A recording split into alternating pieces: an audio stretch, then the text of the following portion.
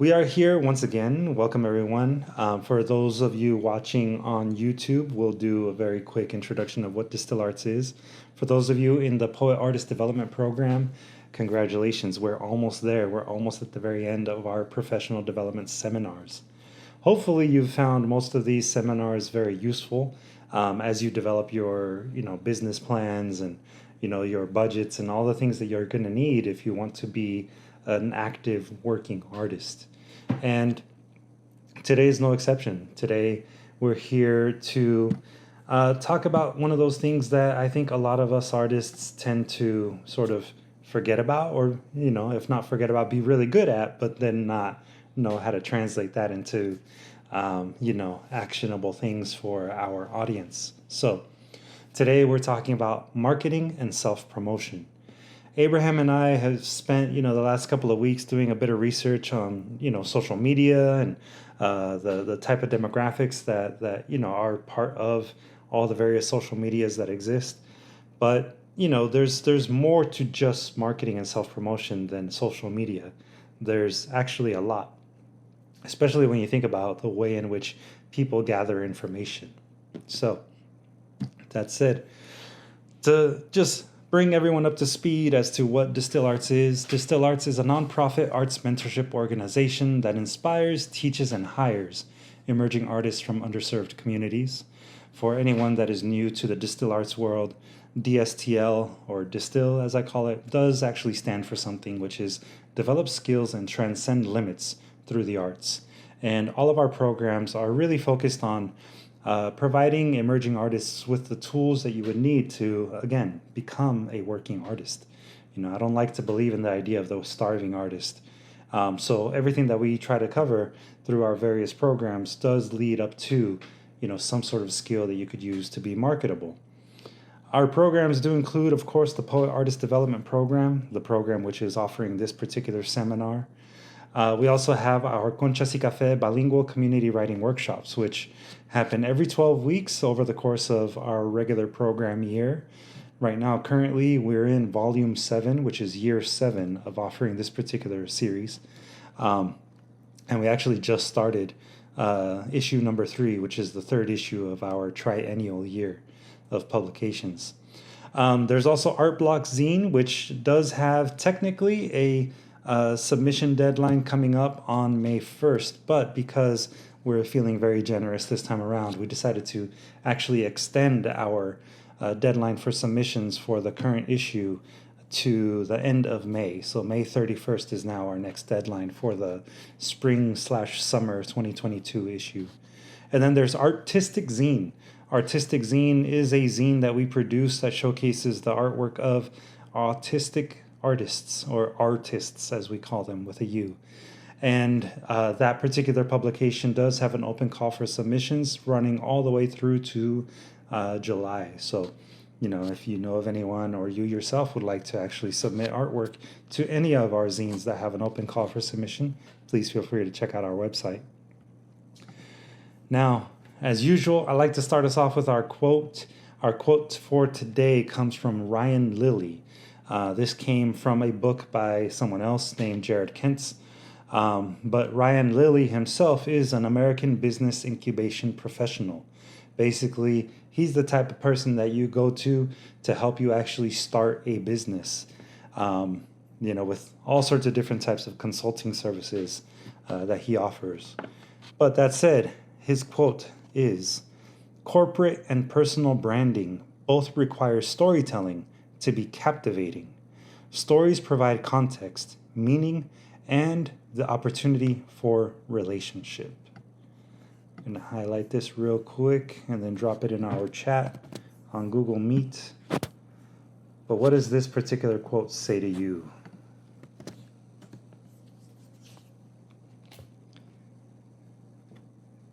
Could it be it tells a story about the artist? Mm-hmm. Definitely. I mean, he frames it in the sense of corporate and personal branding, right? It tells a story. In your particular case, it would be you as an artist. Abraham? I think like in the other class that we have, like if you think about Air Jordans, it has the story, it has the face of this athlete that a lot of people was looking up to, right? And that's what the brand represents, right? A performance, magic, and like the top of the basically the sports. Yeah. Yeah, that's, I think, a really good example to think of, when you think of Air Jordans or even Nike as a brand, right? Those shoes, what do you think of, right? What is the story that's associated with them? It's probably one of success, one of, you know, overcoming adversity, maybe. And if you buy into that brand, if you buy a pair of Air Jordans, maybe you too can be just like Mike, right? I mean, that was, in fact, one of their taglines at one point, if I remember correctly, in their commercials, be like Mike. So that is part of the storytelling of it. See, in the chat, I see from Natalie, if you as a consumer connect with the story, you connect with the artist or brand. For sure. I mean, how many of you have gone on to, social media or maybe flipped through a magazine and had an ad really speak to you and be like, wow, I want to follow them? I mean, that's probably more common on social media, but think about like Subaru, for example, right? Subaru has a very particular demographic that they go after. If you see their commercials, there's basically 3 types of commercials that they show. One of them is the one with the dogs, right? Where the dogs are driving Subaru cars. Then there's also the ones of young couples, almost always young couples, that are, out in the wilderness trying to, find their way through a trail or, something like that, and then are still cool enough to go to, like, say, a wedding. And then there's the older couple, which has had a Subaru for a very long time, and they show the progression of their Subaru over the years. Those are the 3 basic commercials that Subaru offers. I mean, what are the stories that they're telling? Right? They're telling the story of people that, purchase their cars. But they're also talking about themselves in a way that, shows them as a reliable, safe, fun, adventurous company. Abraham, I saw you raise your hand again. I have a Subaru, so I know what that is. Plus, at the beginning, I think the 70s, 80s, they actually did a campaign towards gay people. That was kind of their market target back in the day. Yeah. And then they flip it.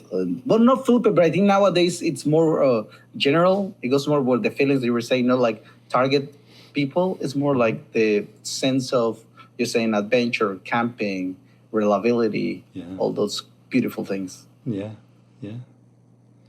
So, the storytelling, right? Personal and corporate branding is about storytelling. And like Ani says in the chat there, it is also creating a way for people to connect and relate to the person behind the brand. For you as artists, because you will be the person behind the brand, people want to know, or are going to want to know, a little bit more about you.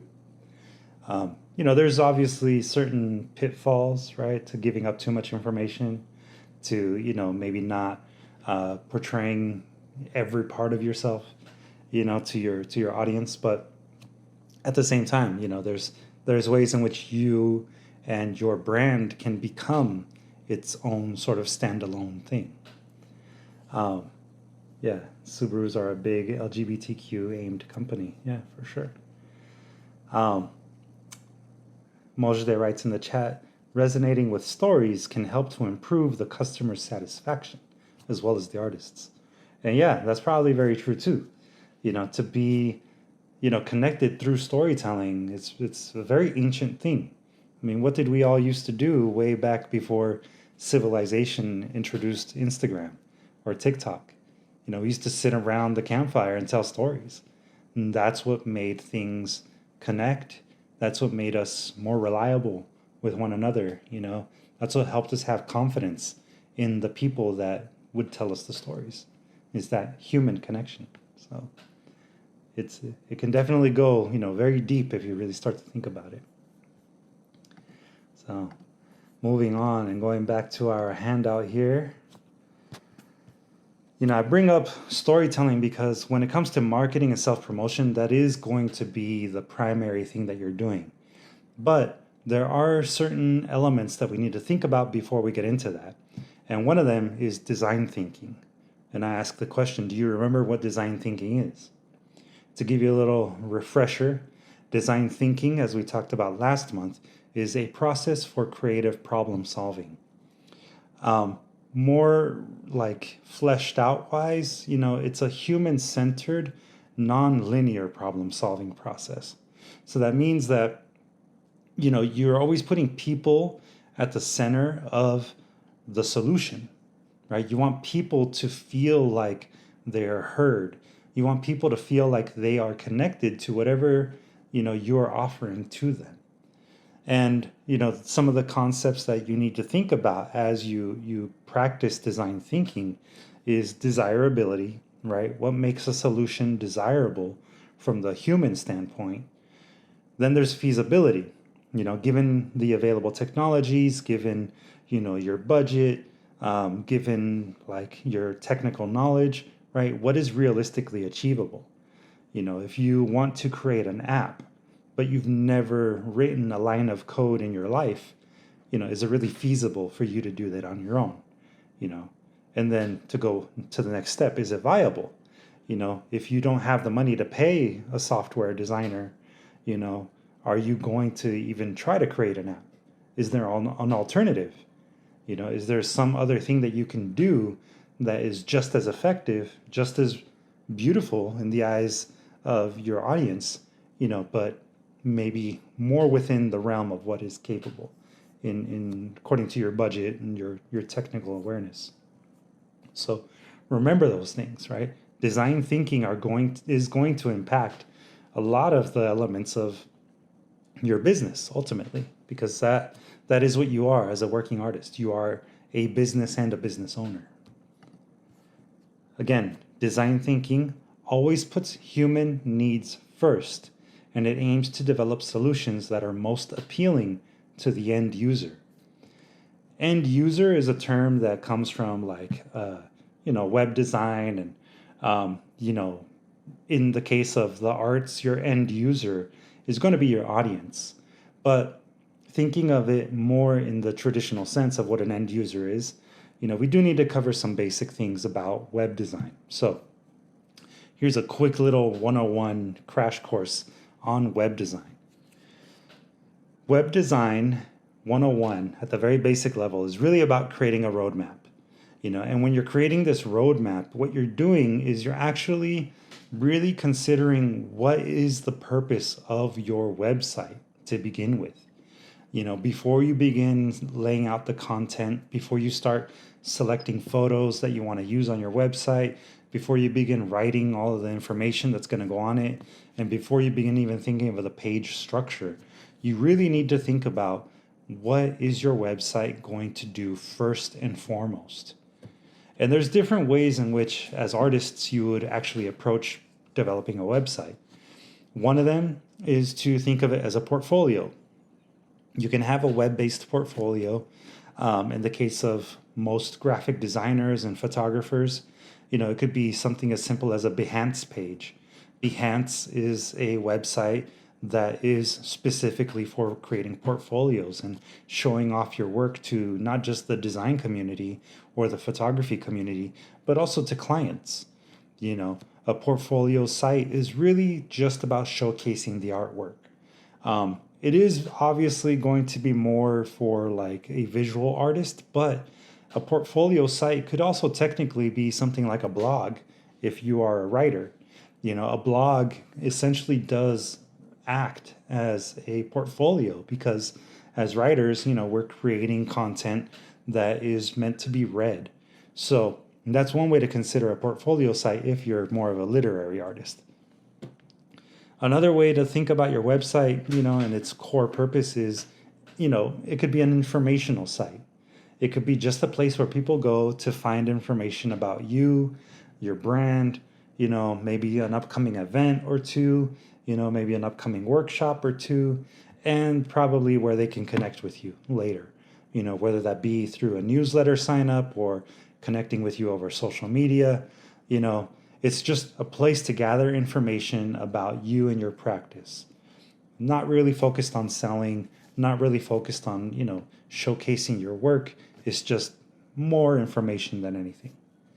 Of course, if you're the kind of person that does want to sell and you want to have merchandise available, then you would need to really think about investing in an e-commerce site.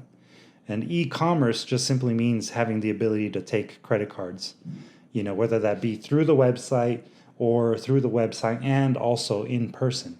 A lot of the websites that we'll talk about later that offer e-commerce solutions, as they call them, a lot of them do give you the ability to take cash and credit cards in person if you're going to be at, say, something like the Festival of Books this past weekend. Last but not least is an all-purpose site. An all-purpose site is going to take elements of all of the ones that I already mentioned. That's when you think about it, that's probably going to be the most common kind of website that you're going to come across. The Distil Arts website is actually, I think, a really good example of that, because the Distil Arts website does bring together all sorts of information. That said, let's talk about a navigation menu. And probably what's going to really work for you right now is to have a sheet of paper right next to you if you can. Since most of you are on some kind of device, you can even just open up a document and start jotting down some ideas. But we're going to do your basic elements of a website with Sound this effects. next page. Yeah, exactly. So what you're going to do is you're going to take a couple minutes right now and you're going to construct a human-centered website's navigation menu. What I mean by navigation menu is, if a person comes to your home page, and they're looking for information, the little menu bar that comes up either at the top or if they click on a little icon that's meant to show them the menus, what are they going to find? Remember, you really need to think about what is the most appealing or important information that your average website visitor is going to be looking for. When they type in your name, what are they really looking for? So, the first step, write down a couple of categories, informational categories that are specific to your personal website. It could be obviously home, because every website has a home page, but it could also be an about page. It could be a blog page. It could be a web store page or a portfolio page, or as I like to call them, a connect page, a page where people can find information about how to speak to you. So take a couple minutes, write down, just some general categories. Once you have your list of categories ready, under each list of categories, start writing down little bits of information that would be found on that particular page. If it's an about page, then you would probably have something like your bio, right? If it's also going to have an image, then maybe a profile shot, right? A headshot, some sort of author photo. It could be, also a connect page that has maybe a link to a newsletter, a way for a person to sign up to receive updates from you. It could be, a list of your different social media accounts and the links for them. If it's a web store, what kind of items are you going to have on the web store? Try to put those down under the category that you listed in the previous step. And once you're done with that, then this one, you don't have to have it done right now, but really think about what is the primary bit of information that someone is going to be looking for under that category. Again, if it's an about page, people are going to be expecting to find information about you. So the primary thing is probably going to be that bio. What is a secondary thing that might fit under the about page? You could potentially, as a secondary thing, put your social media handles, right? And then a tertiary thing, or the third thing, the third piece of information, if anything, right? If, again, it's an about page, and the primary source of information is going to be your bio, the secondary source of information is going to be your social media accounts, The third thing might be, again, how do they contact you? So take a couple minutes, just very briefly create an outline. Again, it doesn't have to be fully fleshed out right now, but this will hopefully get you thinking about what you want to have on your website. Does anyone have any questions so far? I have a kind of a little question, which is kind of a big question. I'm not sure if it's something that can be answered here, but one of the challenges I'm facing is that when my website was first designed, it was designed for me as a singer-songwriter. So that's how it started. And that was like a full, I had a page for recording samples. I had a page for, where they could buy the CD, for reviews, for all this different kinds of things, right? And then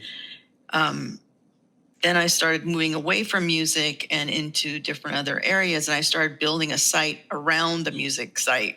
And so it's like building it's like you start building a house and then you start adding things on and whatever. And so I have to start from scratch again. And I guess one of the things that's stopping me is that I feel like I have to kind of define who I am now as an artist again, and really start looking at where I want people's focus to be. But I don't want to throw all that away. I accomplished a good deal, in that part of my career, but like to just, throw it away. But I don't know. I do have to start again. But yeah, have any it does. tips? It does kind of sound like you would probably benefit from starting a new site. But that said, don't feel like you have to, eliminate the music site. Maybe just take down parts of that particular site that aren't relevant to music. And then you can consolidate some of those things into your new website that does link maybe to the music one. That could be one approach that you could take. But yeah. Abraham? Yes, when I was going to school, one of our teachers said, like, focus one website into what you're trying to sell, or it's either an art or whatever you're trying to portray, right? But also, like, nowadays people do a lot of things because of the gig economy and just the fact that people have diverged in different ways. So another way is to create a website for like you as a person or as a brand, and then that one to have links to different segments that send you to other websites, so either the music and then also like the writing, or maybe you have other programs, or I don't know what else you want to put in there. But that's another way if you have a lot of things that you want people to link to. But don't bombard them with all the stuff you can do, because that's going to take them time, and people want to be straightforward. Like if they want to look for your music, they want to do that. If they want to look for your poetry or your books, they're going to do that. And they don't want to be spending a lot of time finding everything about you, right? Yeah. That can be kind of hard, I think, if you are doing things that are very, very, very different from one another. But the one nice thing about music is that music and poetry very much align with one another in the larger scope of things too. So, if you want to position yourself as an artist that is a performer, a poet performer, then you could probably somehow begin showcasing music and everything that you've accomplished through music, plus, the poetry and, performances of you, performing poetry specifically, and not just music, or, poetry backed by music, or, so there's ways in which you can start to maybe blend the two, at least enough to where it makes sense.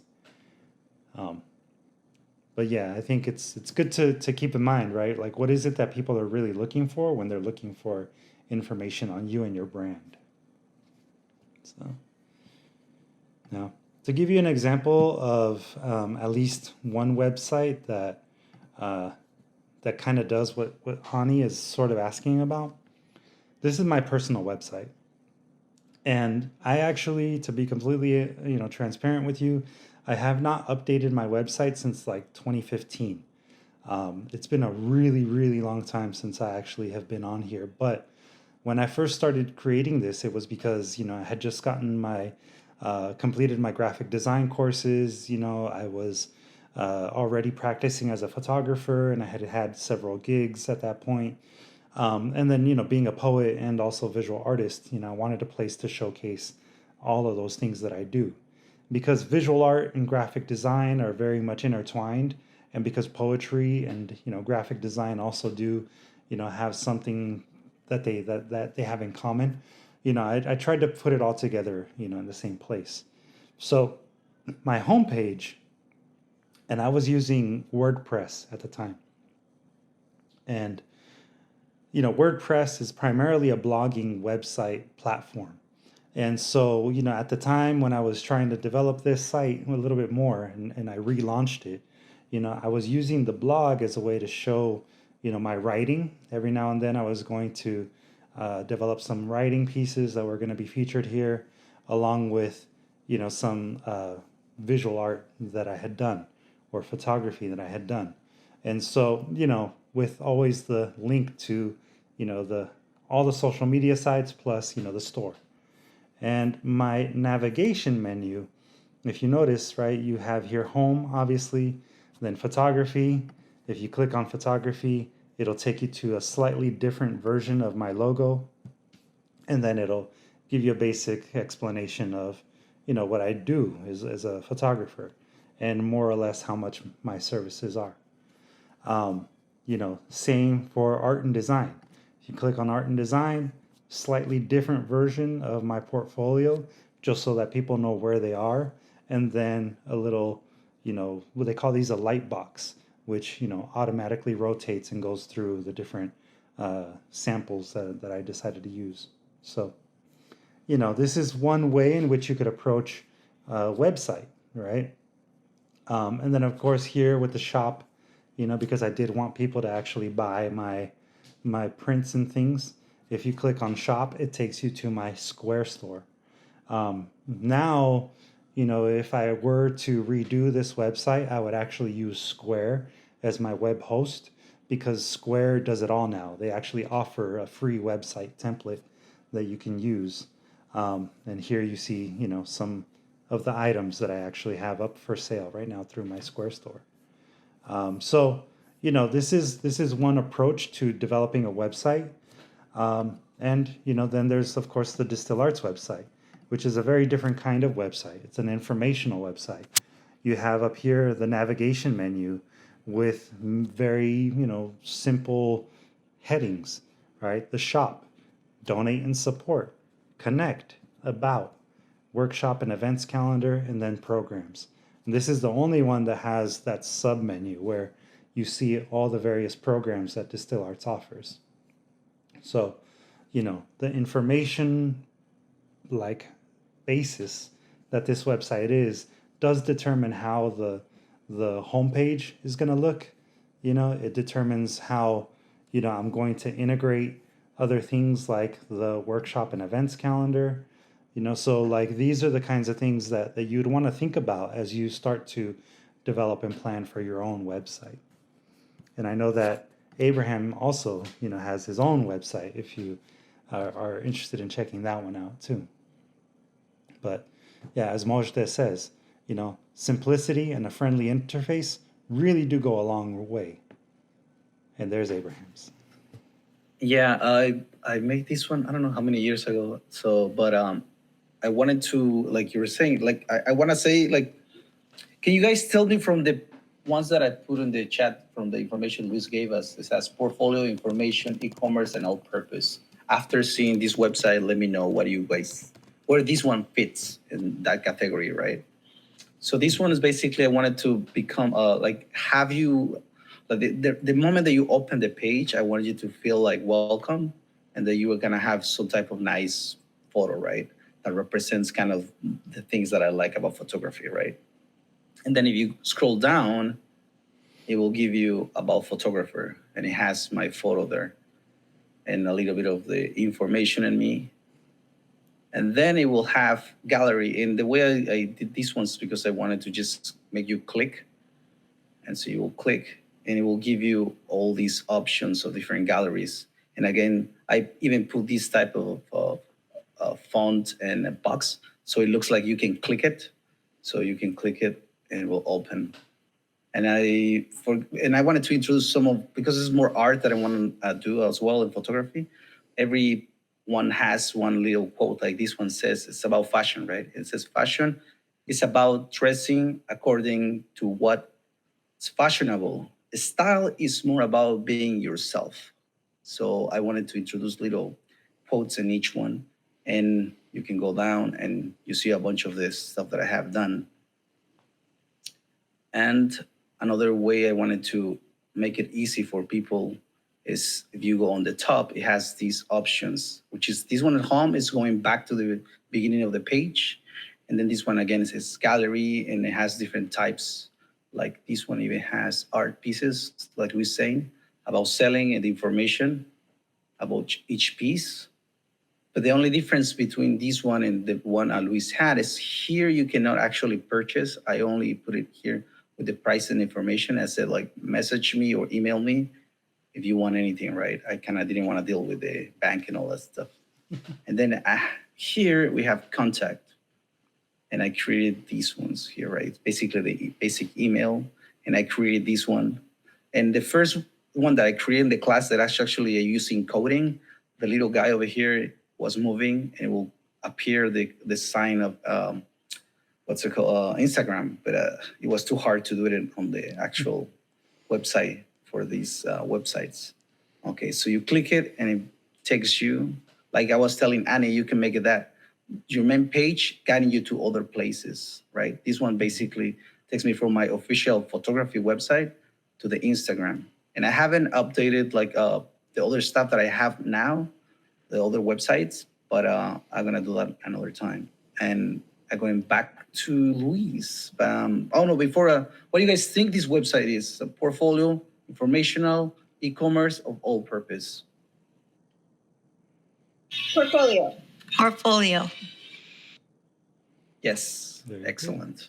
good. Yeah. See, sharp people.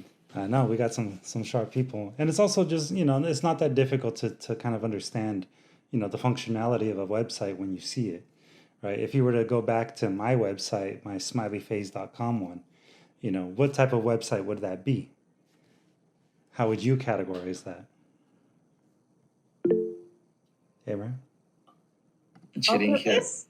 Yes. Yeah, it was more of an all-purpose website, right? Because it had the blog and it has also the e-commerce factor in there. Yeah. That's what makes it that. Yeah. So, really think about before you start planning your website, what is the main purpose of it? What do you want people to get out of it when they visit your website? That's why, your navigation menu is going to really, make a difference. It's going to be really important that you think about what are the bits of information that are the primary bits of information that people want, and then the secondary ones, the ways in which you can sort of follow up on that primary piece of information. You can share if you like. I say because that way we can see different types of websites, and also you can promote for tomorrow.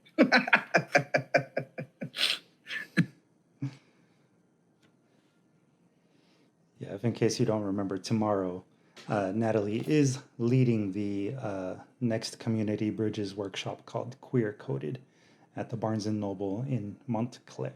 At 6:30 p.m., right? Correct. 6:30 p.m. All right, in the meantime. Abraham. What did I 6:30. do? About. And I see that Ani put her website in the chat too, so definitely go check that out. And, it does help to get input from people. After a website goes live, you'll find that sometimes, there's little glitches or there are things that don't make sense. So when a person, that isn't familiar with what you want to actually portray or convey, they visit the website and they give you that bit of feedback, you can go back to the drawing board and maybe restructure it or just fix whatever little error you have. But that said, this is where this next actually step comes from, right? Before you build a website, you actually really want to invest the time in creating a wireframe. Wireframes are, when you think about, the like a family tree, this is essentially what a website's family tree would look like. You have the home page, which is the parent page, right? If you type in DSTL Arts.org, you go to the home page. The home page is the parent site, right? It's the one that sort of guides your understanding of information. It's the roadmap.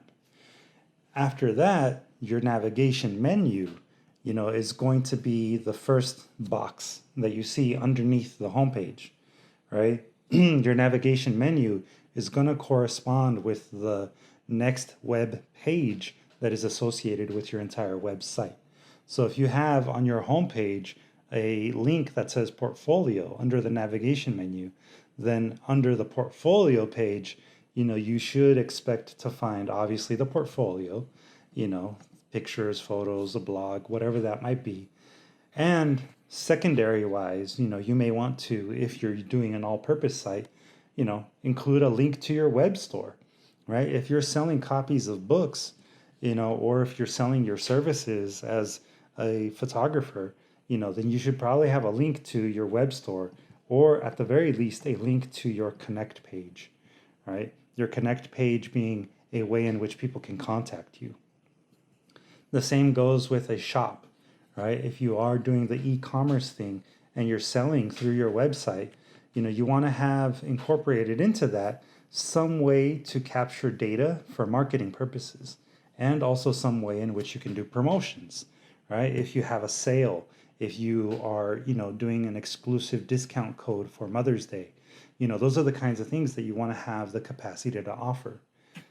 When I put the Distil Arts website up, one of the first things that you might have seen was, a little window that said sign up for our newsletter. And then after that, another window that said, sign up for the newsletter and get, I think it's like 15% off or something like that, off of our web store. So, if you're going to do the e-commerce thing, you may want to have that little piece of, that little pop-up window as like a bit of secondary information, a way in which you capture information and your audience also does. And then, of course, tertiary wise, like the third thing that might be a part of that site is going to be customer reviews.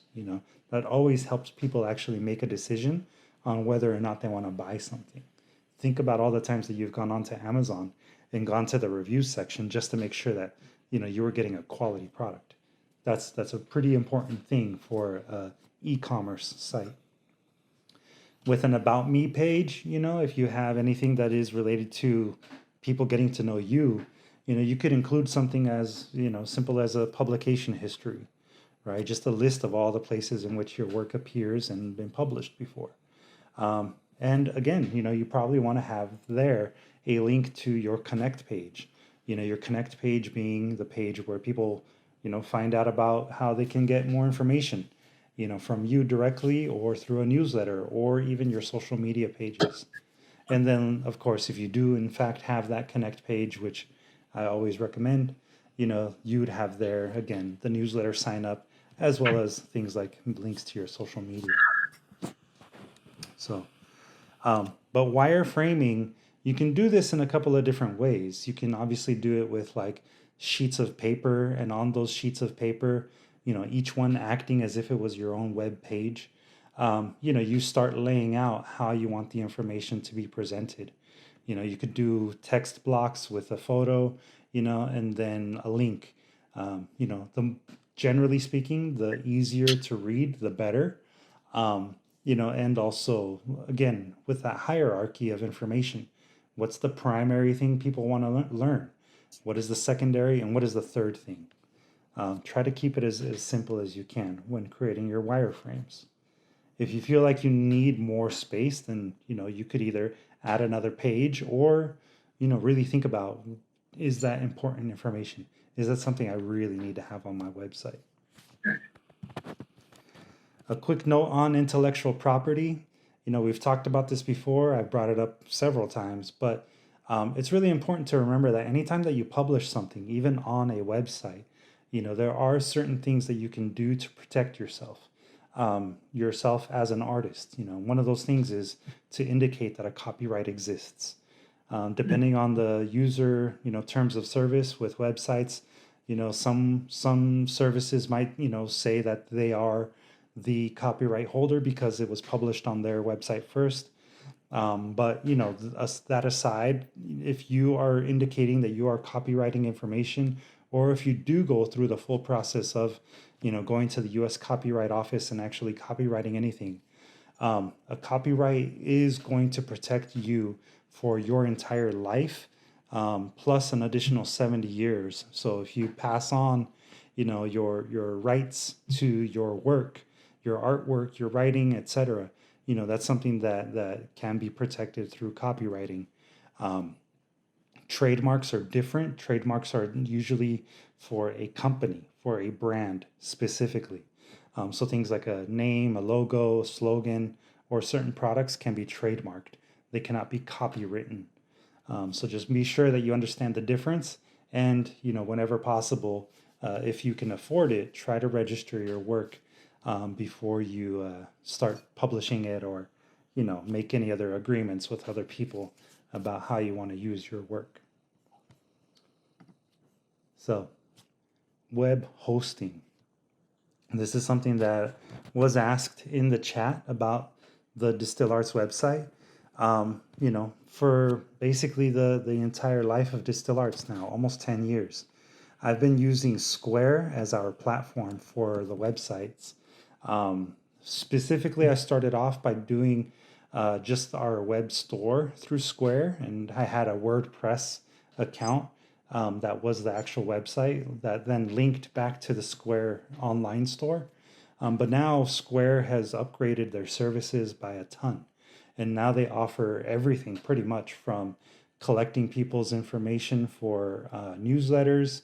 You can send invoices. You can even do subscriptions using Square, all in one unified place. And on top of that, you can also charge people, to their credit card. You can take cash in, doing in-person transactions. And now they even have things for you to set up like curbside delivery if you have an actual storefront. So Square is what I've been using, and with Square, they do give you a very basic but a free website that you can build using their online editor. If you want something a little bit more advanced, obviously you would need to pay for it. But with Square, you can add on certain kinds of widgets. You can do like if you don't want to use their website to host your web pages, they can create widgets and things that you can then install as a plugin on another web host. But their fees always start off with just the basic sales transaction fee, which is 2.6% plus 10 cents for every sales transaction that you conduct using either your website or their card readers in person. You also get a free credit card reader when you sign up for a Square account. And again, you get that free website that you can then, build onto if you want to by paying the extra fee. The Distil Arts website, I'm paying approximately $500 a year for it. But, it is also linked to our email address, which is through Google. There's a lot of other things that are on the back end, a part of that particular website, because it's meant for business use. So it has a more of a storage capacity. I can actually host more files on that web hosting site than like I would be able to do with WordPress at this point. So, does anyone have any questions so far? I feel like I'm using a lot of lingo that maybe isn't clear, but yeah. Are we good? Okay, I guess so. All right. So, and keep in mind, the little graph that I have here is only a few of the types of web hosting services that exist. I mean, there's other ones that exist out there that I didn't get into, but These are some of the more popular ones that I have come across that most people find useful. There's also something like Shopify, which Shopify is mostly about doing e-commerce. And if you want to do an e-commerce site, might be best, probably you would be best off by starting either a Shopify site or a Square store. Square, which is different from Squarespace. They're two very different websites. People get them confused often. But Shopify is mostly just e-commerce. You can get a free credit card reader, so you can do sales, in person. But there's a little bit more of a limitation in terms of like blogging, hosting of certain files and the downloading and uploading of video files, that kind of thing. So depending on the kind of website that you're going to be hosting, you may be better off with a different platform, a different web host. With Shopify, you do get some pretty cool marketing tools. So if you are going to be using newsletters and that kind of thing, you can always use them as a way to capture that information, to send by email a newsletter on a regular basis, and then you can pay for that extra integration with other services. With them, their transaction fees just for doing sales is 2.7% or 2.9% plus an additional 30 cents per sale. And then on top of that, you would have to pay at the bare minimum a $29 a month subscription for the web hosting. If you go for the $300 a month for the web hosting, you get a ton of other features, including help with shipping, some discounts on your transaction fees, and other things too. But in my opinion, that's pretty expensive for a website that does kind of limited hosting. Whereas over here, like Square even has a savings and checking account for businesses. If you want to have a separate, checking and savings account for that for tax purposes. And then also payroll services, which, if you're going to eventually hire people to do stuff for you, that's a really useful way to keep track of payroll. WordPress is what my personal website is based on. WordPress has always been a free platform that is mostly dedicated to blogging. So if you're a blogger, and you regularly want to upload either videos, links to YouTube, I should say, or, poetry posts and that kind of thing, writing, if it's more writing centric, or if you want even a little bit of an e-commerce thing going on there, you can always add widgets. These are integrations or plugins, as they're called, where you can use something like Square to then generate a piece of HTML code that you then embed in your website on WordPress. The free version, again, is basically built for blogging. You don't get that unique URL, but it is at least free, and it's easy to get started with it. If you upgrade to the paid version does give you more of those integrations so that you can actually sell stuff on your website. And it's $15 a month from the research I was doing. Abraham? Yeah, that's the one I have, WordPress, and right now I have it open if you want me to show them a little bit of how was the interior of once you have a website there. Yeah, sure. Hold on a second. Yeah, the user interface for the person building the website, the administrator, which would be you, yes, that can make a difference. Sometimes they can be a little frustrating if you're, still getting used to it. But the good thing is that most web hosting sites do offer tutorials on how to use their website to build a new site. So, yes, I was saying my first official website I created through coding, which is a pain in the butt. So, but in the class, they just taught us about these different ways of getting a website. Because basically, when you're creating your website, you're creating all the sizes, all the way the computer is going to interact with. But if you go through these websites, creators, basically, they have templates. And you can choose different types of templates, how the website is going to behave, right? Like the look of it. So it's gonna help you. And here you can see it has, well, once you start playing with it, you're gonna see ways of, for example, this is my website through the manager. Basically, it says it makes it also as a desktop. Because otherwise, it will tell you it's a phone. See, tablet. See, it gives you the different types of options, right? So this is how you will see it in the phone, right? And then you can start moving other stuff through here. The fonts, the links, like we're saying. It takes a while to get used to it and to see what you like. But as Luis is saying, it's a lot of tutorials from the websites and also on YouTube. Yeah, yeah. YouTube is very useful in that way, right? As some people call it, the University of YouTube. But there's definitely a lot of different ways in which you can go about building a website, including even Creative Cloud Express, which we had talked about last month too. They even that simple app also allows you to create a web page, and if all you want is just one single web page to host a little bit of information about you and where people can connect with you, say your social media pages or things like that. You can build a very basic website and then host it wherever it is easiest for you, or cheapest for you. Remember, web hosting is different from building a website. A web host is just a server somewhere in the cloud that holds the information for your website. And the website has pages, web pages, that have different bits of information on them. So, that goes back to the wireframe thing that we were talking about before.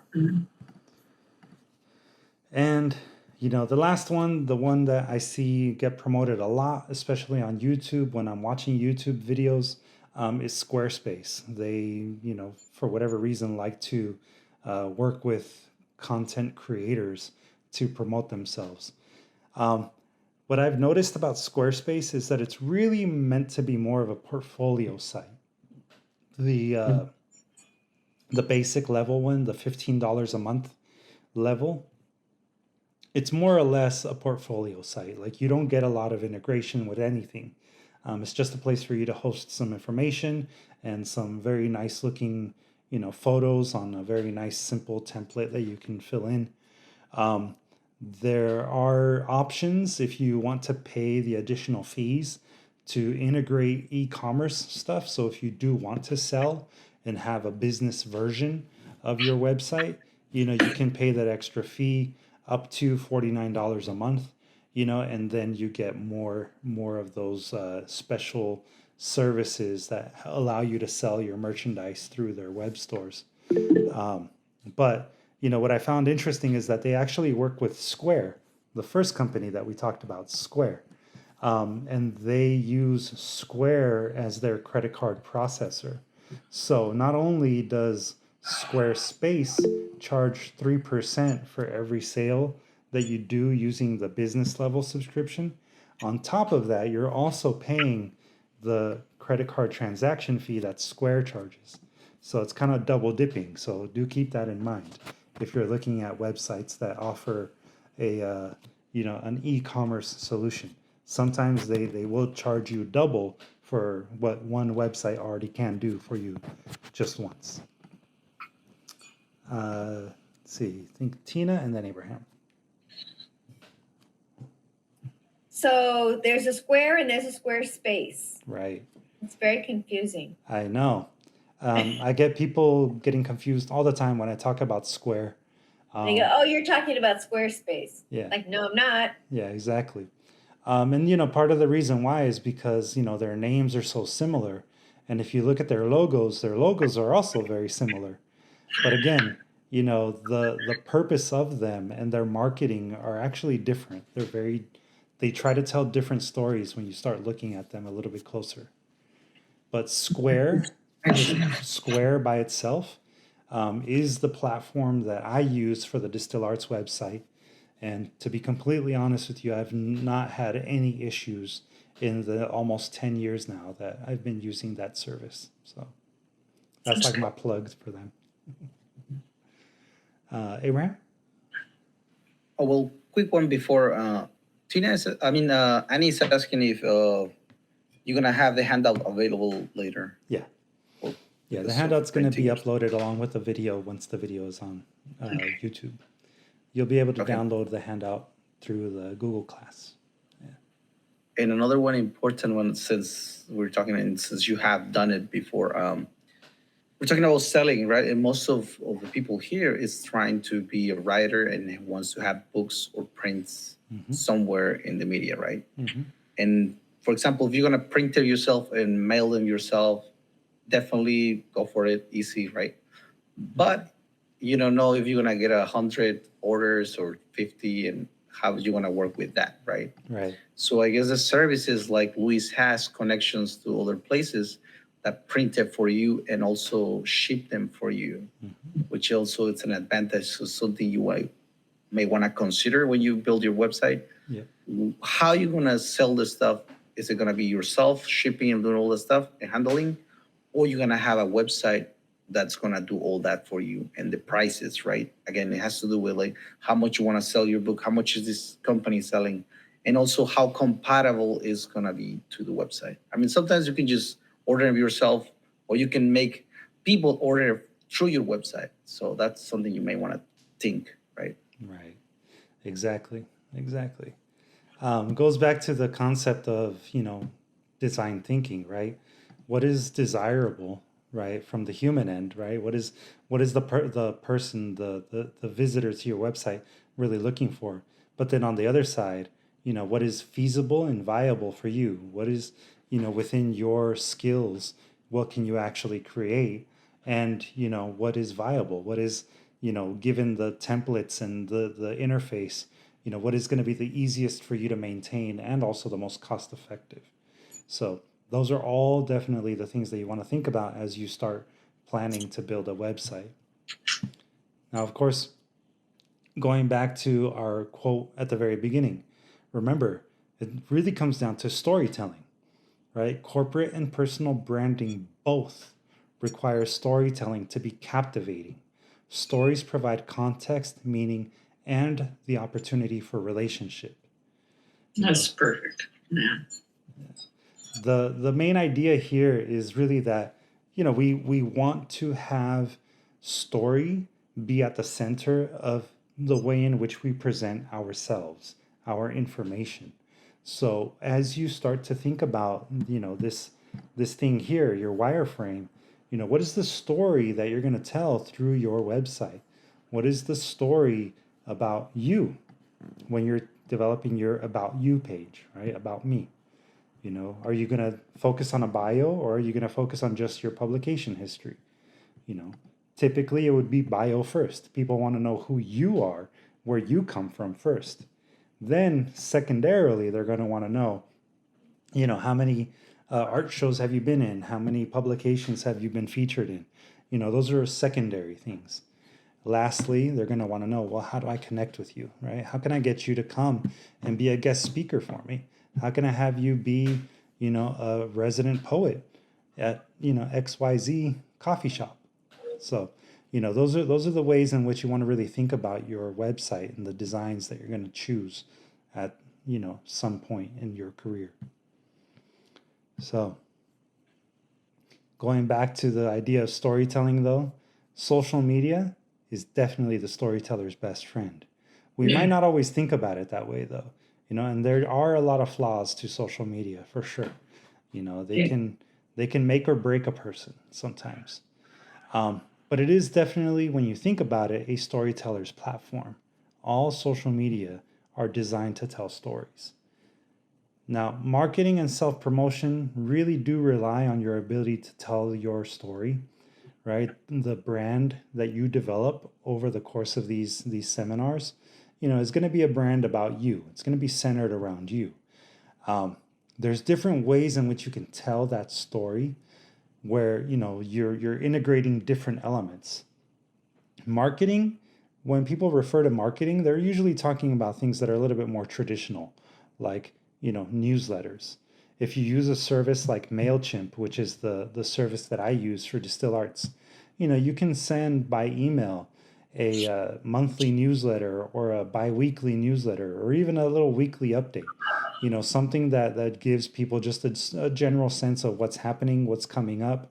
If you have a new product that you're releasing, you can say, hey, come check this out. You can buy it off of our website here.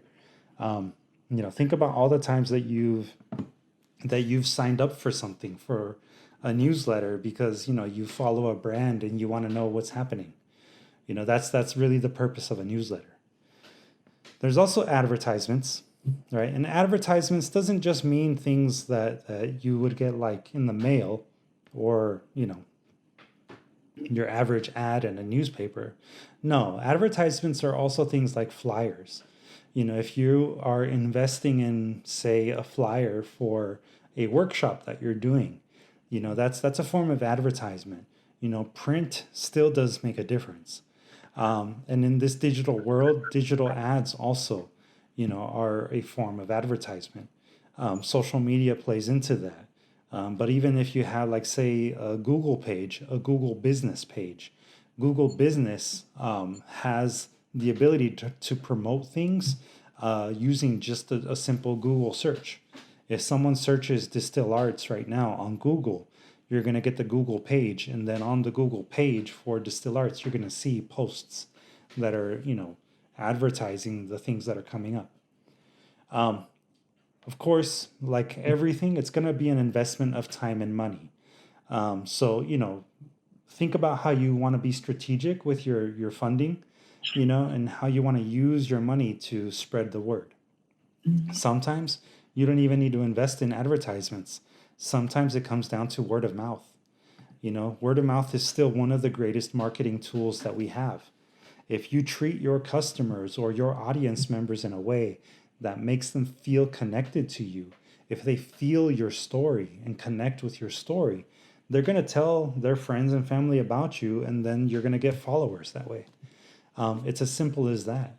And so, the way in which you conduct yourself, whether that be, in social media, digitally, virtually, or in person, those are the things that are really going to matter. And that's what's going to keep people coming back to you. And I say that not just because, it's a reality that I've seen across other companies that I've worked for, but because it's actually something that I've noticed here with Distil Arts. How many of you have continued to be participants in our different programs because you had a positive experience with either me or Abraham? There's definitely something to be said about the way in which people connect with each other, and that's what builds community. Yeah. Self-promotion, on the other hand, it's a crafted story, right? You're selling a particular image or a particular personality that is basically relevant to your brand, right? You're selling the mission of, in this case, say, Distil Arts, right? It's a curated, a very deliberate way of presenting the story. So keep that in mind as you think about self-promotion, because ultimately self-promotion is about increasing desirability. Remember, desirability is one of those key things that you're taking into consideration when you're using design thinking as your approach for these problems of marketing yourself and promoting yourself. Again, design thinking puts human needs first within the scope of desirability, feasibility, and viability. These are the secondary and third things that you want to think about. What is feasible, right? Given the technology that's available to you, what can you do to increase the desirability of your brand? And viability, what can you afford? Are you going to invest the $500 a year on a website? If you can, great. But if not, what can you do that still is as effective, but also meets people where they are and still makes things look that much more desirable to them versus one of your competitors? That said, let's talk a moment about social media. So for this, I'm going to let Abraham talk to you a little bit about his experience so far with Twitter and TikTok. Because we're gonna have this class, I decided to like research and also be part of, because I never got into those type of social medias. And as you can see here in the graph, we have a different type of age groups here that are using this type of device. I mean, social medias, right? For example, Twitter, it's really guided for people from 25 to 34, right?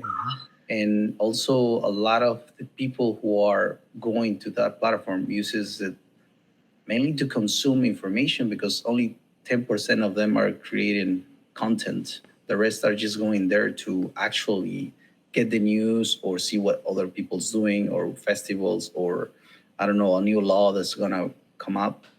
And Twitter, I mean, TikTok, in the other hand, is different because it definitely has a different age group. As you can see, is from 18 to 24, which is a big difference of age, right?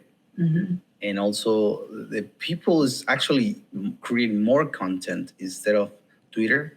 That's basically going there for the content. I mean, TikTok, sorry. TikTok is the one that's creating a lot of the content. As you can see, people creating all these videos and trends.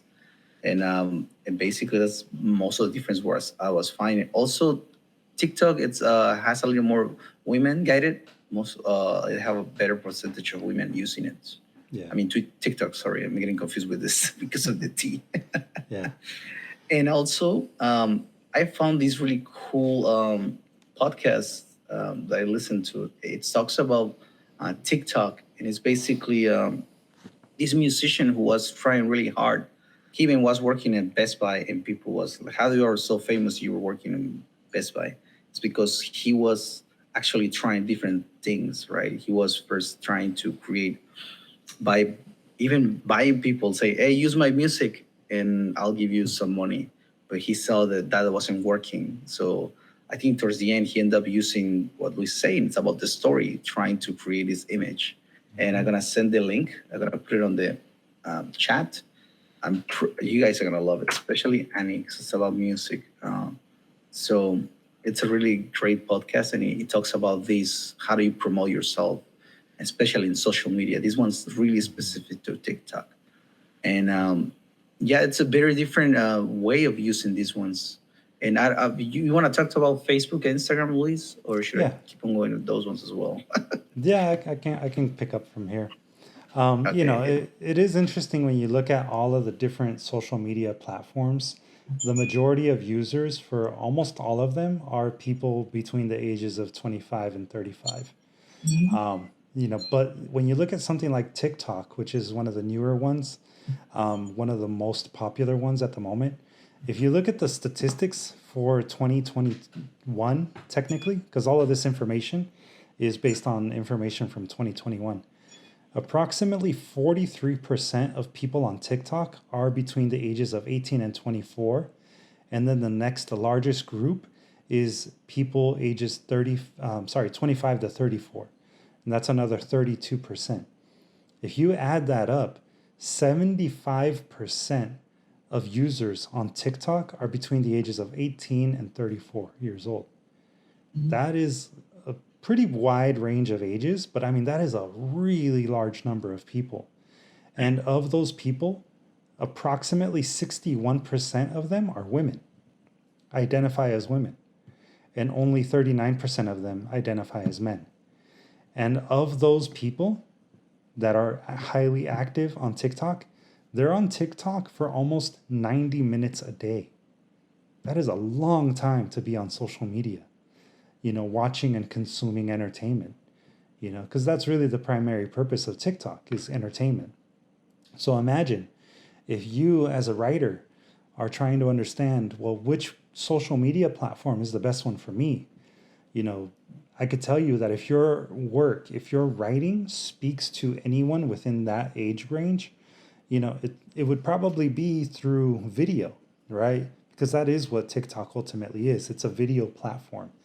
And one way in which you could use TikTok is to take basically videos of yourself performing your work, reading your poetry, reading your stories, and saying, all right, if you like that, check out my website, you know, and pick up a copy of my book. And that's it. It could be as simple as that. And if you have work that tells the story of the people that are on that page, on that particular platform, then you're definitely going to have an audience that will follow you for a very long time, because these are pretty young people that are on almost all of these social media sites. These are people that are really in, like, if you want to look at it from the money standpoint, they're in the prime of their life and only stand to make more money as they get older. And if you look at another thing here about TikTok, 40% of people that are part of the Generation Z, Gen Z age group, they directly are influenced by products they see on TikTok. 40% of users, basically, on TikTok will buy something because of TikTok, because of what they saw on TikTok. So that right there does demonstrate to you the power of social media. And of course, with like Facebook, and all of the Facebook dias, people generally now understand, right, the importance of quality information, quality stories, because Facebook has been one of the, most widely recognized as being the place where fake news lives. So, understand that these things are tools for the better or for the worse. And hopefully, knowing this, you can use it for the better to tell a better story. When it comes to Facebook, again, the age group that most uses it is between the ages of 25 and 34. Here, from the research that I found, Facebook usage is actually down, but people are actually on Facebook about half an hour a day still. And the same goes for Instagram. It's about the same age group. The majority of people are between the ages of 25 and 34, with the very, very close second being 18 to 24-year-olds. You have a slightly more male presence on Instagram and on Facebook than you do female presence. But these are all very platforms that are very much centered on giving a story in a particular way. Instagram in particular is becoming a little bit more of an e-commerce hub. They're introducing features where you can actually start selling products through Instagram. So, they're trying to stay as relevant as they can be. And there's still places where people invest a lot of their time, maybe even too much of their time sometimes. So they're still useful in their own right, especially if you're one of those people that are on there to create content, to create stories that are captivating and represent something about humanity that is universal. The next ones, when I say that there's a social media platform for everyone, we really do mean everyone. Because if you looked at something like LinkedIn, people like to clown on LinkedIn because nobody really uses it. There's something really interesting about it. 63% of their users log in on a weekly basis, and 22% of them log in on a daily basis. They log on to check messages, to check opportunities that are professional opportunities. If LinkedIn is one of those places where you think your services as maybe a trainer, as a teacher that teaches other people how to teach, or that teaches people how to think about racism and structural inequality in a way that's different, and that's part of your services as a brand, that might be the platform for you. And it's also really important to understand that this is a business to business professionals website. These are people that are higher earning. These are people that are earning $100,000 or more a year. And, they're the ones that are the most active on LinkedIn. Plus, if you're thinking about traveling and going outside of the US, only 25% of people on LinkedIn are based in the US, which means that there is opportunity to maybe connect with someone that could sponsor your book tour, let's say in Europe or in Asia or any other place in the world, right? There's a lot of people that are on LinkedIn that are not here in the US, but could easily bring a new opportunity for you somewhere else. I think I heard a hand raise. Abraham?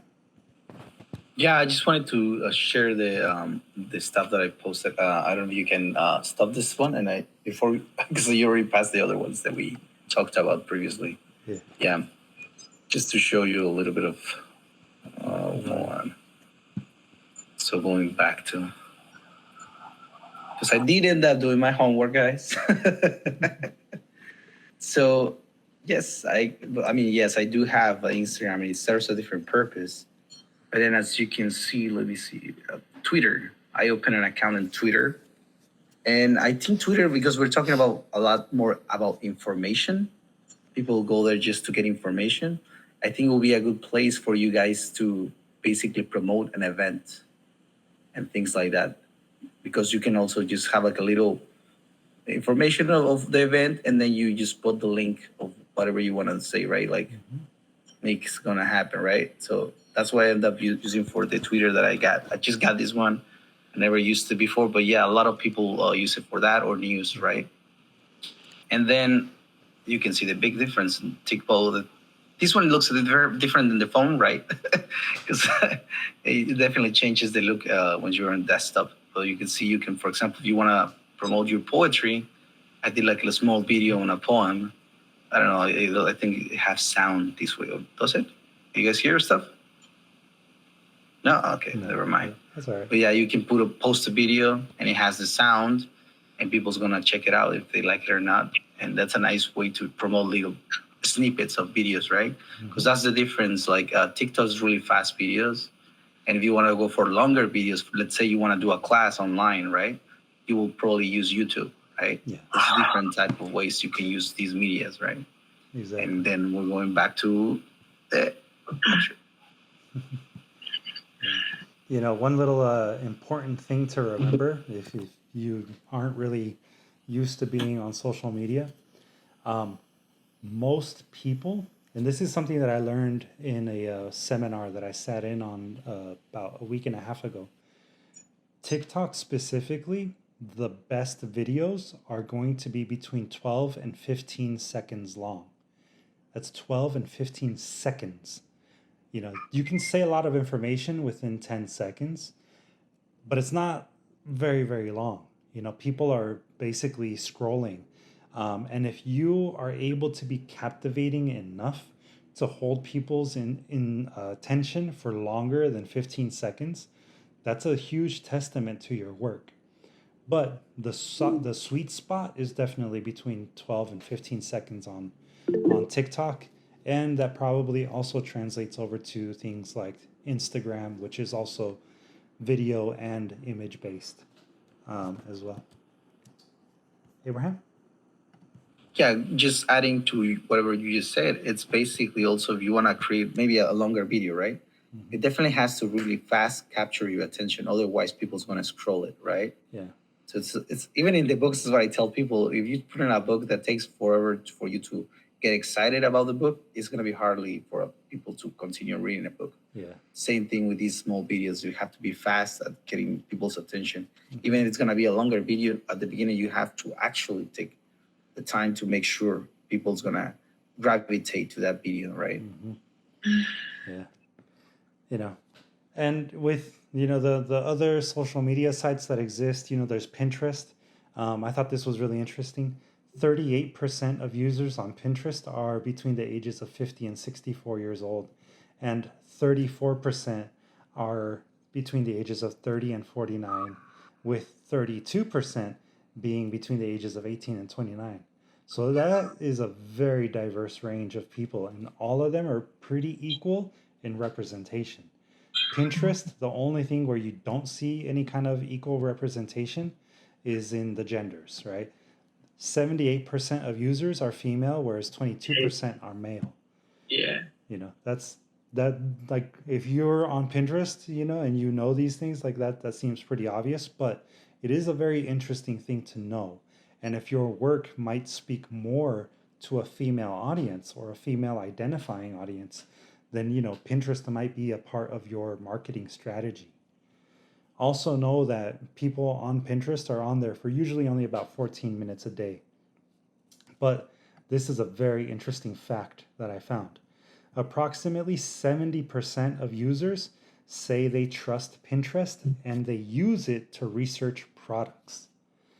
So if you're selling something and, the Pinterest crowd is your crowd, you are more likely to sell through Pinterest, and people doing research on Pinterest on your work than anywhere else. And also, it's good to know that 45% of the people on Pinterest earn over $100,000 a year. That is the average income on Pinterest. On the other end of the spectrum from that, though, you have Snapchat, where Snapchat, 48% of their users are between the ages of 15 and 25.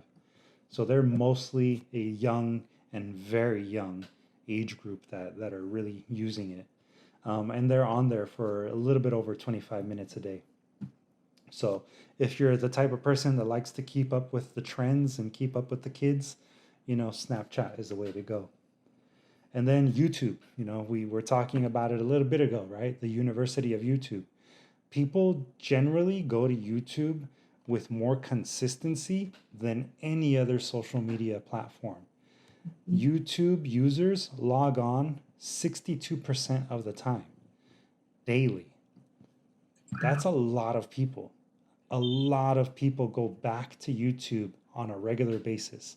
62% of YouTube users with a YouTube profile go back and watch videos for about half an hour a day.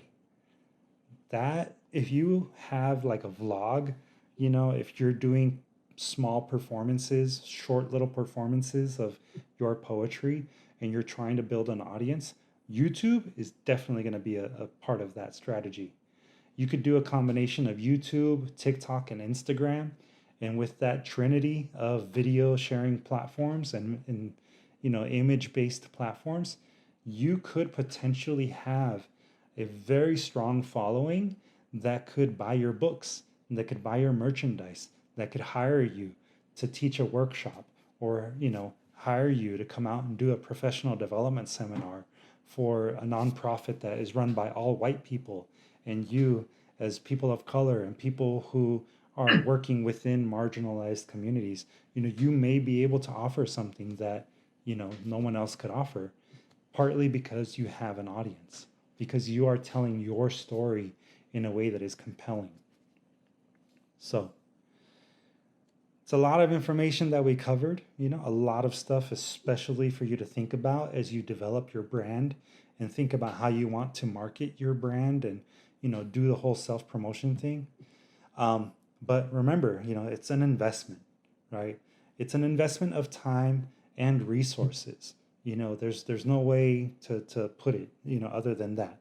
But if you are doing it in a way that is very strategic, and you are thinking in terms of design thinking, right? You want to choose the platform that makes you the most desirable, that makes your brand more desirable than any other brand, right? The best way to do that is to find, the most human-centered platform, the one that gives people what they really want. And tell your story in a way that really does show off who you are. All of you, I've had the pleasure of knowing most of you for a long time. If you tell your story in a way that does show, your personal growth, the things that you've overcome, the things that are still like important to you, in the larger scope of the community and humanity, those are the things that are going to make you more desirable in the eyes of your consumers. And then feasibility, understand that your time is limited, your resources are limited. So, find ways in which you can make things a little bit easier for yourself, even if it means investing in, a Hootsuite account. Hootsuite is a website that allows you to schedule ahead your posts for Twitter, Facebook, Instagram, and a couple of other different sites. And then viability.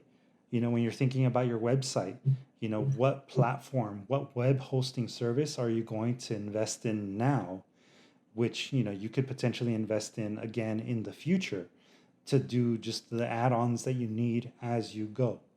If you know that further down the line you don't want to even mess with e-commerce all that much, then don't invest in a website, a web hosting site that, has e-commerce as a main part of it.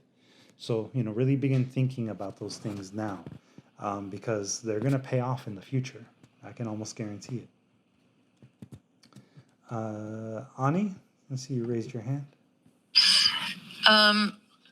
So I looked into Snapchat at one point, and I couldn't see how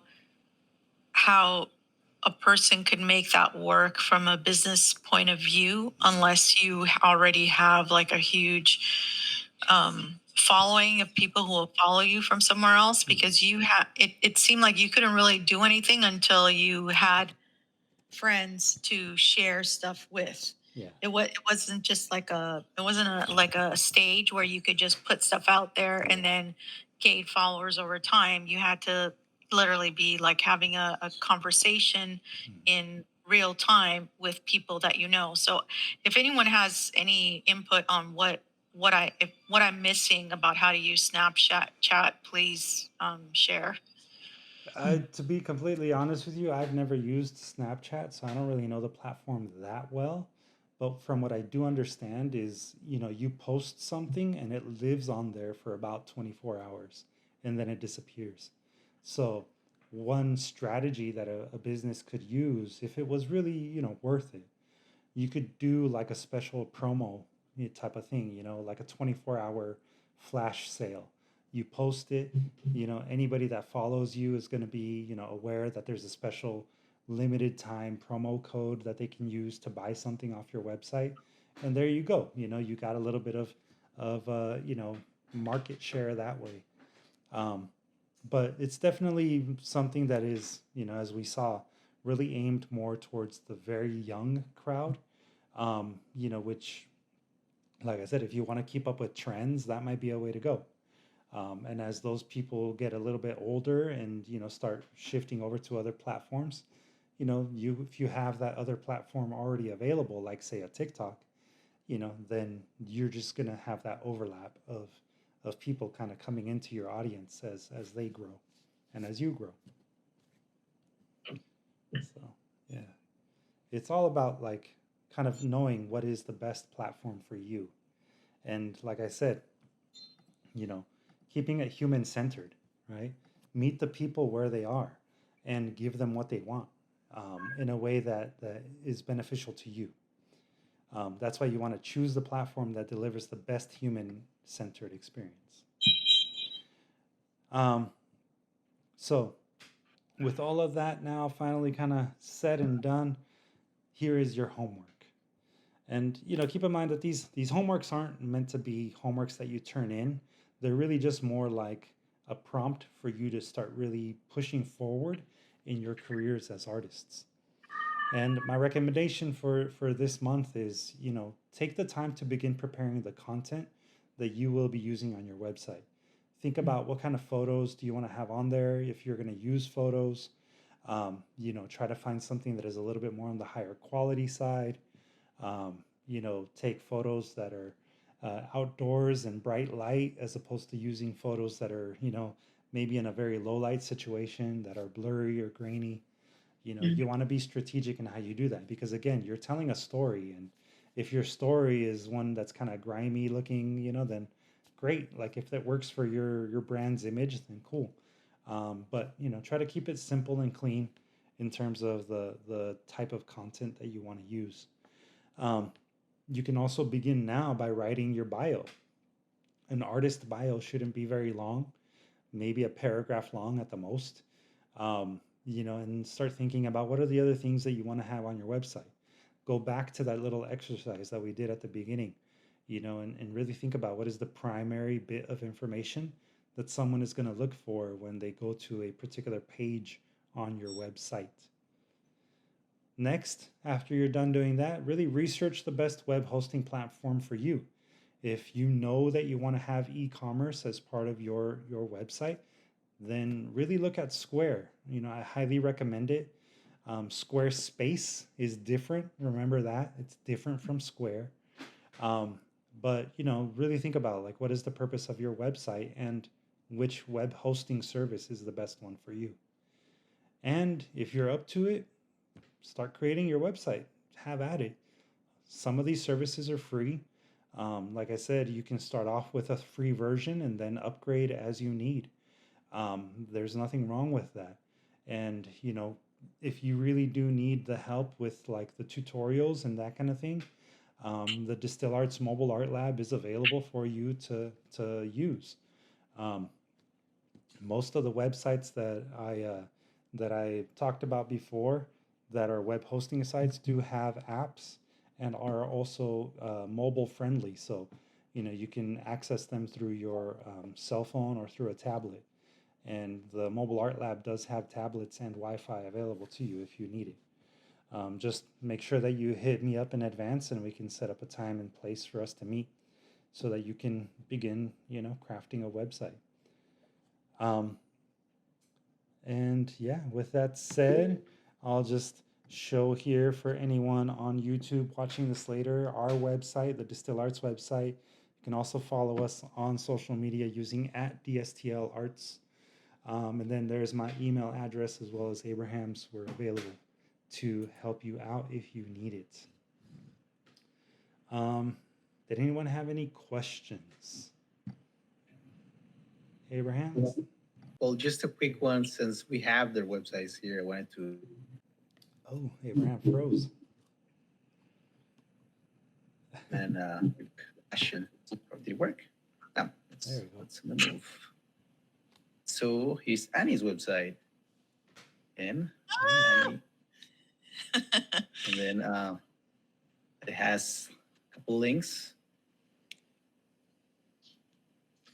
Oh, we have a photo. Oh, I here. like it. We have fans. Okay. Where am I not here? So it has a lot of stuff, right? Yeah. I'm just passing through because I haven't seen it either. So My And first there you web go. You have- was so excellent. different. It was like the very first one was my so the web page was me in the water from the cover of my CD, but the links to like the menu was not a bar menu, it was a floating menu. Mhm.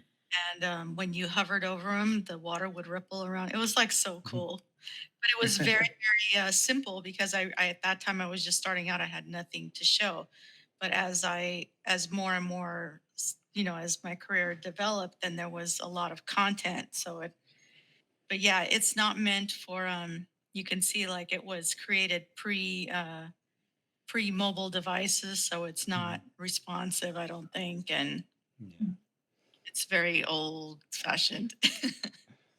Almost MySpace era. Yes.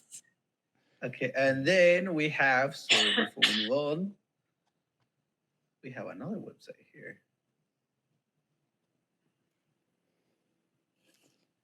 Yeah, I guess So, yeah, our products. special guest wasn't able to make Yeah. it. I know I had mentioned in the post in Google Classroom that I read we would it. potentially have one, but wasn't able to make it, I guess. But yeah, About me. Natalie's website Contact looking good. and shop. Oh, I should send you a letter. And so you guys, Awesome. awesome. That's awesome. Yeah. So there you go. Good job, you all. You too, Luis. You too. Thank Hi, you. Susie. Hi, baby. Yeah. That's our special guest. yeah, exactly. Hi, Nick. All right. Well, yeah. So if there's no more questions or comments, definitely thank you for. My bad. I was just waiting. Sorry, you Okay. guys. I do have a question. Yes. Yeah, I'm sorry. I was just waiting. Anyway, sometimes I ramble, as people know, for just a moment, and I catch myself. So, okay. Let me think. I'm a little bit nervous in asking this for some reason, but I'll go ahead and ask, and that is, let's see. Interesting that we're talking about marketing and everything right now today, because just 2 days ago, someone who's a composer, he he asked if he could use two of my poems in his work. I mean, and so he composes songs, and he was going to use, hoping to use my two of my poems, and the two that he heard. So the two that I performed or I read. Yeah. So and then and I said, yeah, I was honored, and yes, use them, and so this was yesterday or something, early yesterday, when I sent him the copies of my of those two poems, the words, of course. So so then I was just wondering. I mean, I hope this is the perfect time to ask that this question, because maybe people will have gone through this situation or will in the future. So I don't know how to ask. Like, is he expecting it to be free? That people just from the kindness of his heart he promotes his stuff and he doesn't make money and we don't make money, or is he expecting him to make money and not me and it to be free, or more fairly, like do I just say, hey, what about royalties? What about pay? Do I just bring that up, or do you have any thoughts on that? I have lots of thoughts. My main thought is never give your work away for free, ever. Right, yeah, okay, And I yeah, mean ever. okay, good. You know, I've been I have to putting remember those, that, because yeah, my little generous streak and artistic streak. Yeah, yeah. But anyway, I'm interrupting you. Yeah, I mean, I've had those situations where I've been expected to do work for free. You know, and in the end, I withheld the photos specifically. It was in this case photos. I withheld the photos until I got paid, and I never did. So I ended up keeping the photos to be part of my portfolio, and that was that. But never give away your work for free ever. Yeah. And That always should be loud for all of us to hear and echo. and also, if you are approached in that way, you know, don't be afraid to open up that conversation, you know, and say, you know, I'm more than happy to have you, you know, use my work as part of your composition. You know, we can work out some sort of contractual agreement, put things in writing. Yeah, okay. Never go by word, you know, a man's word, because, you know, people break their word all the time. So make sure that you put things in writing and be clear about how much you want. Um, that's what part of the budgeting exercise was for too. You know, when we did the seminar on how to develop a budget, that'll give you a good idea of how much money you should be earning per hour, or if you're going to be doing a licensing agreement with someone for your work. You know, that should give you a good idea of how much you should be, you know, charging for someone to have a license for X amount of years. That's another thing too. Don't ever give it away, you know, in perpetuity. Make sure that you put a limit on that shit. You know, 3 years at the minimum, I would say, you know, is a good limit for people to be able to use your work, unless if they're Wait, going to not pay you more. maximum, but minimum. I'm saying like you know, at the minimum, say like 3 years is the most I'm willing to go. Oh, right, You know, right. with So that with like maximum. with pay, right? Right, After right. that, you can renegotiate after that. You know, Okay, this is really helpful. I was all shy and I'm like all nervous about, but it's weird that I would be shy. And I think we've said this before in the class. You guys have echoed it sometimes, and that I hate it. I really hate it how people, like relatives, expect me to like do a poem for their wedding for free, but they wouldn't expect, like I would never ask someone to do something like that for free, or to right. like do a masonry job, or you know, make a wall. They Right. wouldn't ask you to do free. Hopefully they wouldn't ask you to do free Right. yard work or something. So why would they ask artists to do stuff for free? Precisely. Precisely. So we got to stand up for our rights, right? All of us together. Exactly. Yep. And our worth. Yeah. Well, I'm glad I asked. Wow. Yeah. I'm glad you brought it up too. Thank you. Thanks. I think Abraham also wanted to add something to that. Yeah, it's basically saying, in other words, what is he using it for, right? And for how long? So I think if it's something's gonna be like a small thing and it's not gonna be any monetary return, yes, but still you have to make sure what is his job, or what is it creating. I always come forward. This is gonna create such and such, and I'm expecting to get this much, then we can talk about how much can we do, right? And definitely that's part of the movement we're trying to create. Like, because in today's day, people expect art to be free, and it's the hard thing to change people's mind. And I think you have to approach it that way. Say, okay, I don't understand that you think this is gonna be easy or whatever, but this is part of it's my job. I'm an artist, and like you, I have bills to pay, kind of situation. Right. Yeah, I do, and it's true. It's very true. I have to eat. Yeah. Yeah. When it comes down to it, we all got to eat. And, Ani in the chat does bring up a good point. There is a time and place to do work for free, whether you are paying your dues or you're already established. But the most important thing, and this goes, regardless of whether or not you're doing something for free, always, always, always put it in writing and put some sort of limits to it. Because you don't want someone later down the line to exploit your work that you gave up for free 10 years ago. And then, come to find out, they're now making thousands or even millions off of you unjustly. So, yeah. Yeah. Okay. Yeah. Tina, Now I'm finally reading the chat. I didn't read it. There are times for free. Oh yeah. Okay. Yeah. I read that. Okay. I'm just glad that I asked that. And and in my own professional development and personal development, and because I'm hoping that other people might be able to relate, is I should have had no awkwardness. I mean, it's okay to feel awkward, I guess. But the thing is, there is no shame in asking about the money. So, I mean, I'm kind of trying to correct myself. Yeah. I mean, we all go through that, man. It's nothing unique to you, my friend.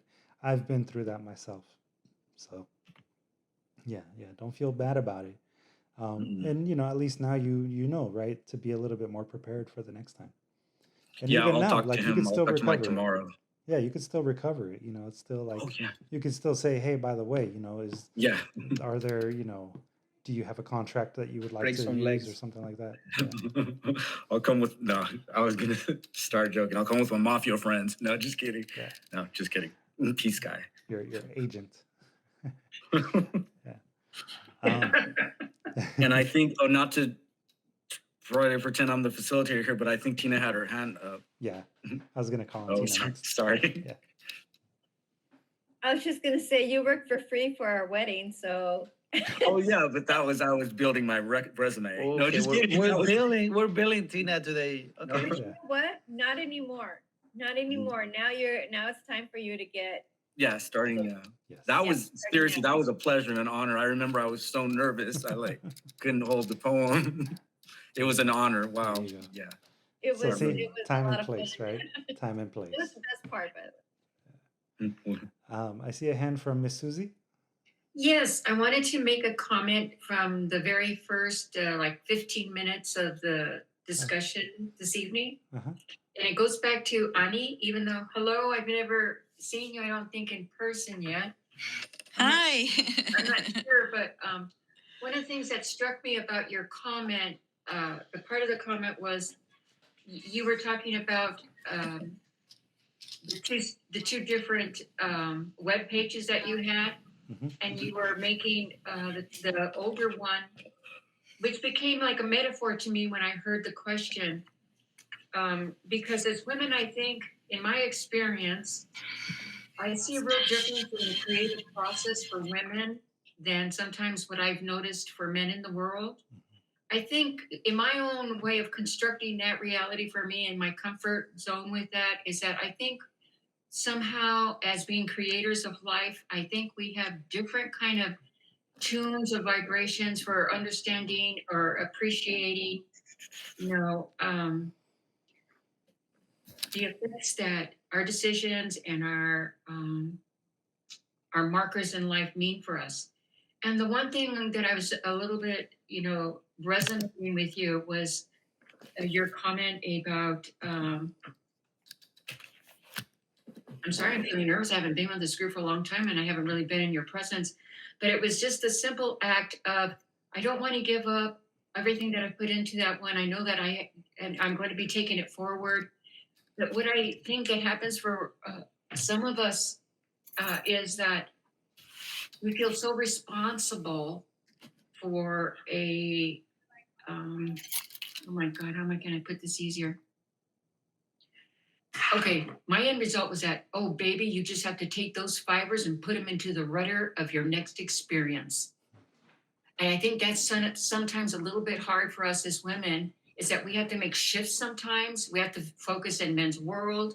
We have to get used to being in a different kind of world once we graduate. We have to be able to advocate for ourselves. But at the same time, we have an innate thing of knowing how to cherish our own moral compass of what we need to do. So all those things you've done in preparing for everything from doing a website to everything else in your life is part of the fibers that we create for our rudder for the next stage, however that be 10 weeks, 10 years, 5 months. So that's just sort of what I would have to say to you. Thanks, Miss Susie. Yeah, I guess I just wanted to clarify that where I'm moving into a new stage of, of my life, and and not sure, what I'm taking from the past with me into the future. Yeah, exactly. And so I'm just gonna have to figure that out. And that's what's the caution. Sometimes we've been asked through different stages of even making it in our careers, we have to give a little bit up and do something. We have to do a little bit up and then do something. But I'm trying to say is, baby, you take it all forward with you in your cells. All those good decisions, all those wonderful things that have made you the star that you are, the creator that you are, the productive person that you are. That just feels so good for you. I mean, it just seems very positive. I'm proud of you carrying forward and questioning and bringing it up for discussion. Thank you. Thank you. It's something I faced in my life over different times, but you're young and you're blossoming and you have to trust that. And we don't have enough socialization that tells us as women to trust what we're doing. By nature and sociologically, men seem to dominate that I know what I'm talking about notion. We get to how we're raised and how we learn to manipulate the system to feel comfortable in that position, I think. Mm-hmm. That's why this group is so good for me. It brings up such the wide aspect of life. Yeah. Thank you, Miss Susie. Appreciate it. Definitely, Miss Susie always bringing those little jewels of wisdom. Yeah, I think Abraham had raised his hand. I just put it in the text, but basically saying like all those skills that you have from your previous career or history that you have are gonna work even in a different environment. Yeah, like I do a lot of different things, and still when we're working with Luis, I still get to use some of those here and there, like creating a website. Yeah. You would say like poetry, right? Yeah, there's a saying that it goes something like, we are the sum of our experiences, and that works in a lot of different ways. And for sure, all of you have a lot of things that you're able to bring to the table. That's why it's important that you tell your story. Again, I just want to emphasize that all of this, whether it's building your website or, choosing the right social media platform that works best for you, it comes down to what is the platform that's going to allow you to tell your story in a way that connects you with your audience on a personal level. Because that's really why people go to brands or gravitate towards brands that they like. There's a reason why people invest in buying Subaru vehicles. It's because they see themselves in the story of Subaru and their commercials. So,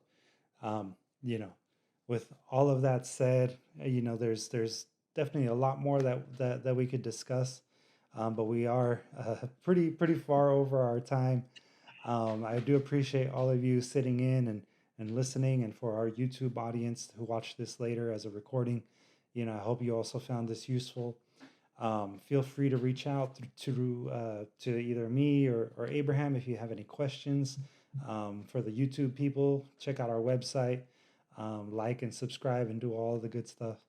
And, I wish you all a great night. Take care, everyone. Bye. Bye. Good night, everybody.